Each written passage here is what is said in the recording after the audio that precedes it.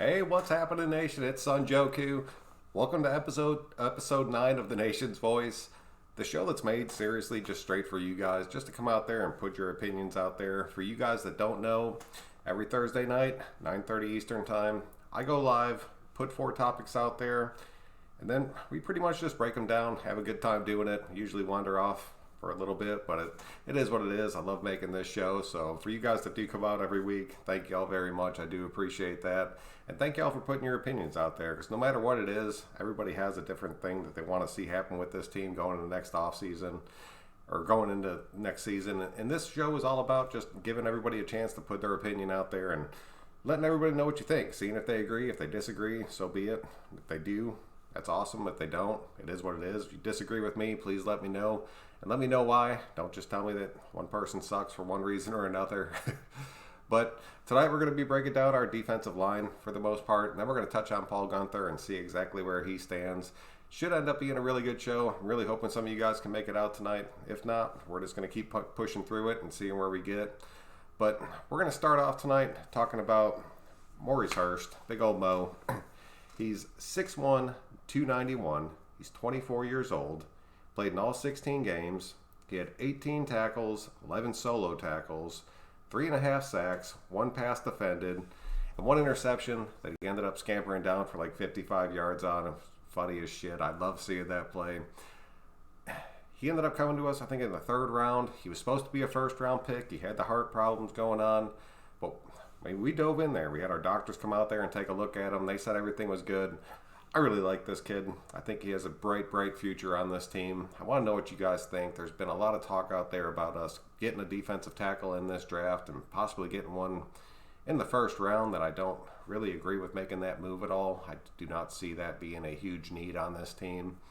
I think Hurst and Hall and Hankins, they can all fill those spots to get us through. I think we have way bigger voids.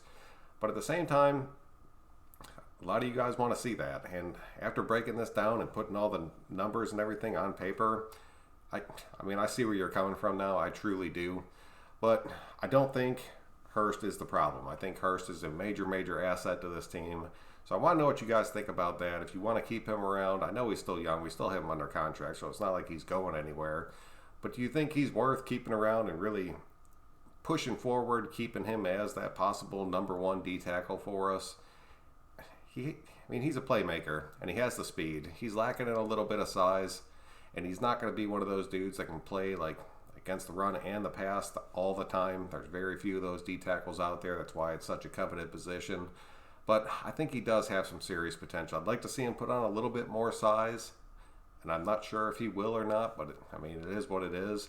So let me know what you think about Mo Hurst. Leave it in the comment section or leave it up here live right now. I just wanted to break him down first because he's the one that I really think everyone's not really going to question too much. And moving forward, I think he's going to be the guy that everybody's like, all right, well, we got her, so we're still pretty set right there. So let me know if you agree with that or not, if you want to see us keep making moves and keep trying to build that position. And the reason I say that is because we're going to move into P.J. Hall next. Mayock straight up called out P.J. Hall, said he was taking plays off, said that he needed to get out there and just give 100% every time, and Marinelli wasn't going to deal with any of that. Hey, catch up, what's up, dude? I appreciate you coming out, man. And that, I don't know if that's either going to hurt Hall or if that's going to light a fire under his ass. I'm really curious to see how that one ends up panning out. I always liked Hall. I really did. I thought he was a good, solid young player. But after watching Mayock call him out like that, I went back and watched some plays. And there is some plays where, I'm not going to say he takes the play off, but there's some plays where he could have done something and he didn't. And it was pretty glaringly obvious. So I'm not going to defend that Buckner release at all because that shit was crazy to me. But maybe there was a reason that our defensive line coach needed to change. Maybe it was more just getting these guys in the right position and having somebody out there to tell them exactly what they need to do instead of just getting them pumped up. But I don't agree with that move. To this day, I do not agree with that move. He should still be our defensive line coach. It is what it is. But let's go ahead and break down P.J. Hall real quick. He's 6 foot. He's 305. He's also 24. Him and Hurst came in the league the same year. Played in all 16 games. He had 26 solo tackles, 18 of them, or he had 26 total tackles, 18 solo. He only had 1.5 sacks, and he had 0 passes defended, which was pretty. I mean, those are not good numbers, man. Hey, Chris, what's happening, man? How are you? We're talking defensive line, man. Just kind of break it down, see it exactly where we're at with it. But PJ Hall, I don't know. If that was the guy, if one of these guys, if we're going to bring on a rookie or we're going to bring in a free agent, one of these dudes ends up getting just straight up released, I mean, I could see it being PJ Hall. It's very often that a head coach or a GM will go out there and just call out somebody by name right in the middle of a press conference. So maybe he was trying to light a fire under his ass. I'm really hoping he was, because I still think Hall has a lot of potential. When he's got a pretty good nose for the ball, he was getting over there. I know him and Hurst are pretty much working a rotation, so they're not getting the snap count that some of our other D tackles are getting. But at the same time, they're not getting those snap counts because they're not out there performing. But they're both still young. But I could see Hall possibly being moved on from if we can get somebody in this draft or in free agency. I could see that being a very, very real possibility. I'd kind of hate to see it, but at the same time, I would understand the move, especially with the way that it's been playing out so far. So let me know what you guys think about PJ Hall. He has potential, but I just think the Raiders are more in a win now. Like, I think we are seriously right now in a position where we are in a win now mode right now. And I'm really curious to see how that plays out, just to see if we're going to get rid of these young guys that aren't making immediate impacts and bringing in the more veteran guy that's going to. Because that perfect mix right there is how you win some championships. So, PJ Hall, he's a tough one, man. He's a tough one for a lot of people. Let me know what you think about him. We'll go ahead and jump into Jonathan Hankins. This one, this man played lights out. And when you look at his numbers compared to Hurst and Hall, they jump off the page at you. And this is where I understand you guys saying, well, we need another D tackle. After looking at this, and when you sit there and you go through everybody's individual stats and you write them all down and then you plug them all back into the computer, that shit, it's a wake-up call for you, man. And this dude has some serious, serious potential. Ketchup says, I mean out rookie class with Hurst, PJ Hall, all were quiet. I don't mind them teaming out, but what are they going to do to help them out? That's very possible too. Like, what are they going to do to help those guys out? And I really think a lot of it will come down to that linebacker position, because that linebacker position helps your safeties and it helps your defensive line so tremendously, and it makes such a big difference. So I'm curious to see what does happen with that. Oh, Zach, what's going on, man? How are you? I wouldn't be mad if Hall was gone. I'd like to see 2 other guys with Hankins and Hurst in the rotation. And that's a very real statement. I really think you're going to see that, because I don't think Morrow's going to end up sticking around on this team for going into the 2020 season. I really don't see that happening. So I know a lot of people wouldn't be mad about it, and I wouldn't be mad about it. I'm not going to sit here and say that I am. I want to see some big talent come in there, man. I think this team's about to make a turn. It's going to take a few key players. I think our defensive tackle position as a whole, it could hold it down for another season, but it's not going to be making any splashes.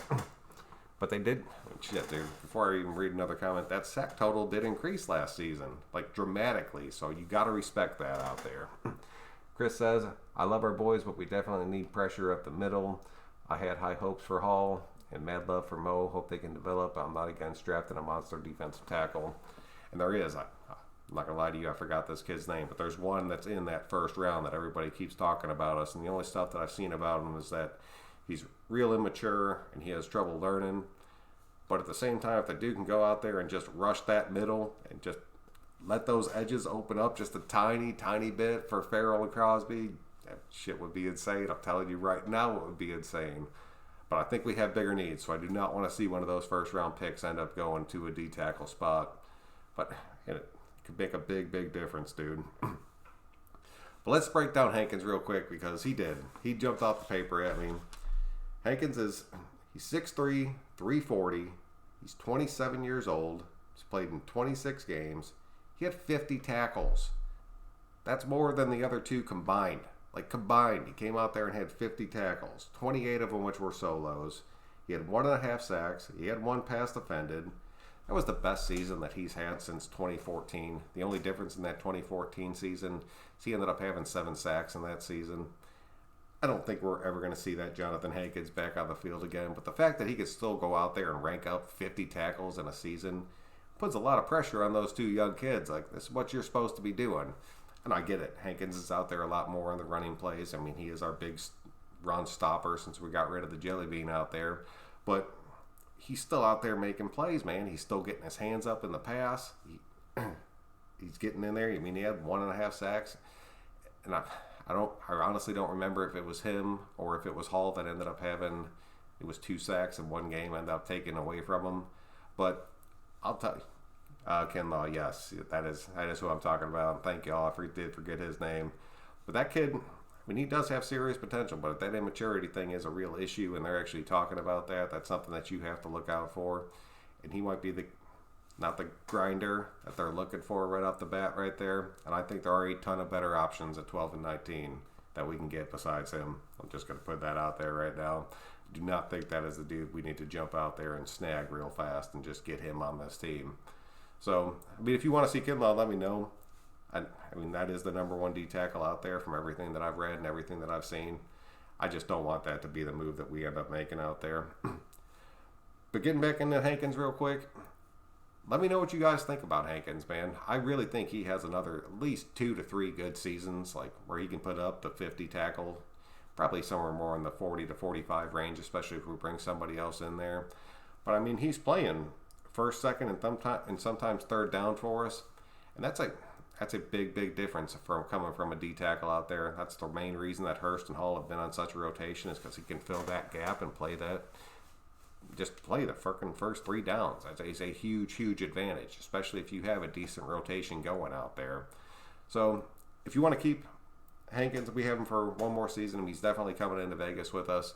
But after that, he could be gone. So let me know what you think about him. If you think we should try to lock him up to just try to get 2 or 3 years out of him, or if we should just kind of play it out and see how it ends up working.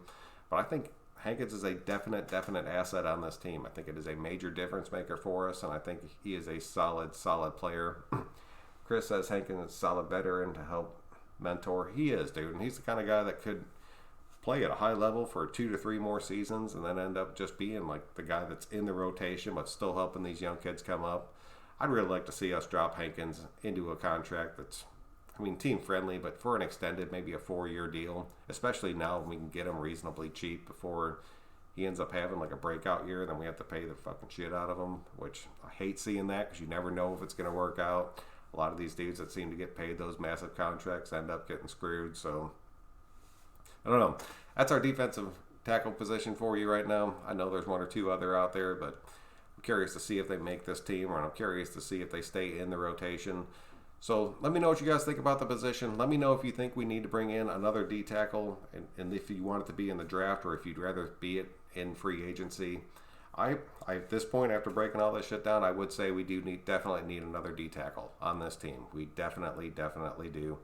So let me know who you think it would be, and let me know where you think we should get it from. I'd really be curious to see what you guys think about that. And then the last thing I wanted to touch on tonight, I knew this was going to end up taking a minute. I wanted to talk about Paul Guenther.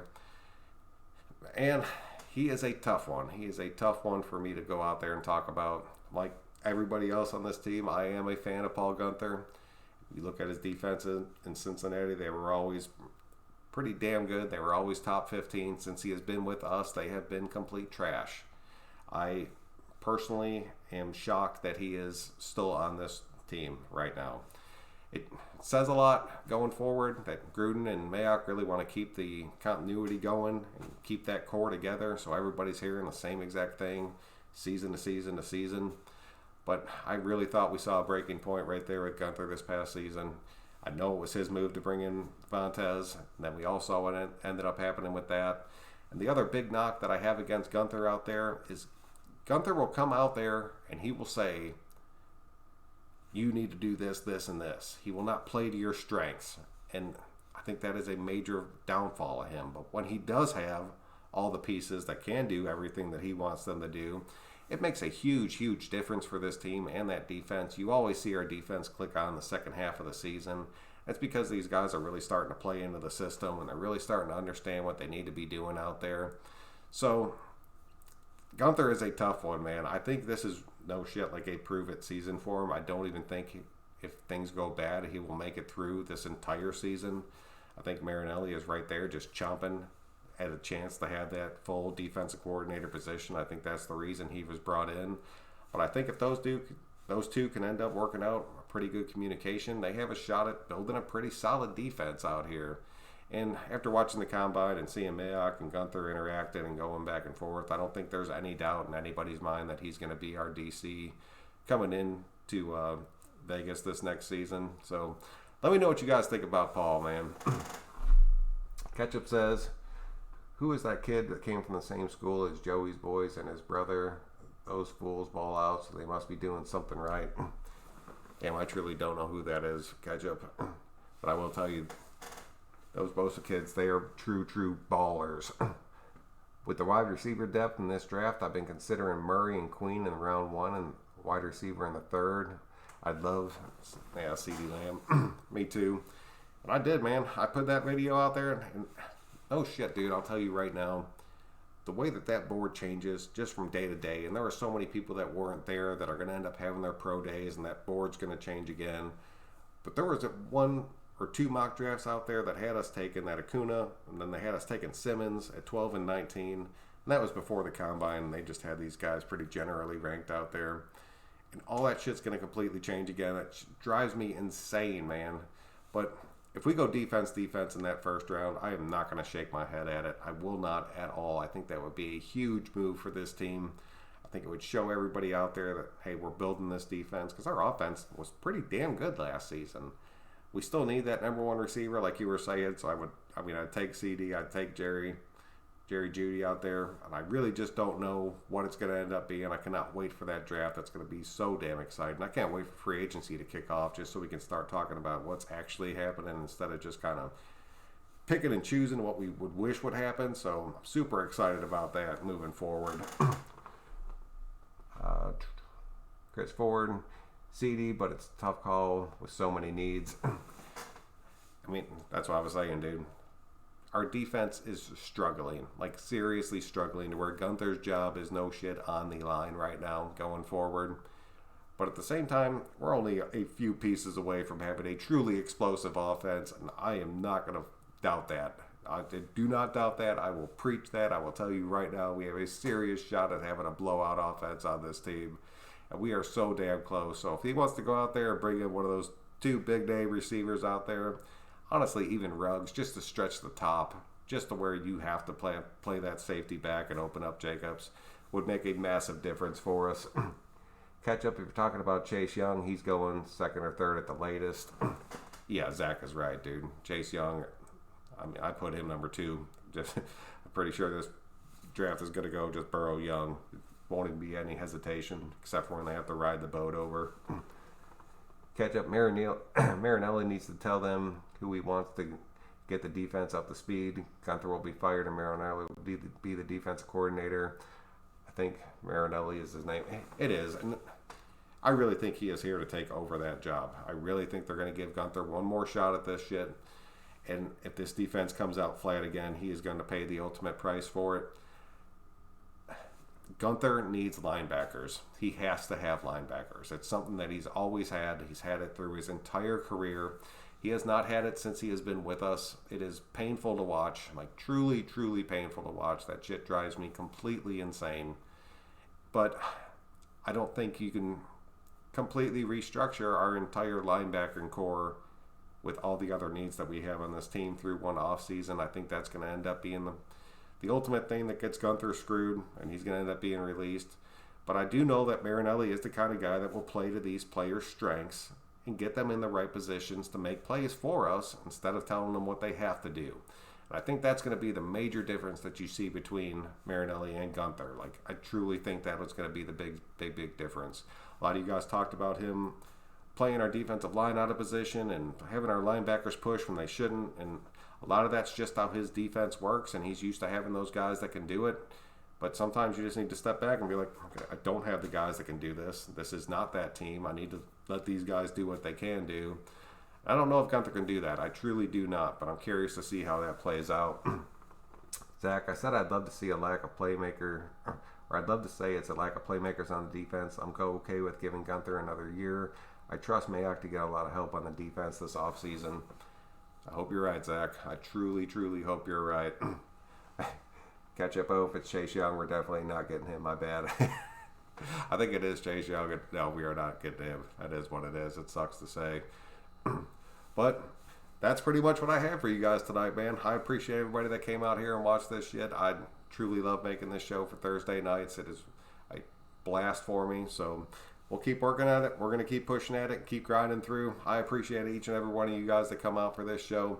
We will see you guys in a day or two. I have a couple videos that I know I want to make. I just didn't want to crunch it all into here. We're going to be talking about a lot of different things, and then we'll definitely see you guys next Thursday, 9:30 Eastern Time. Thank you all very much for coming out. I'm Son Joku, and we will catch you next time.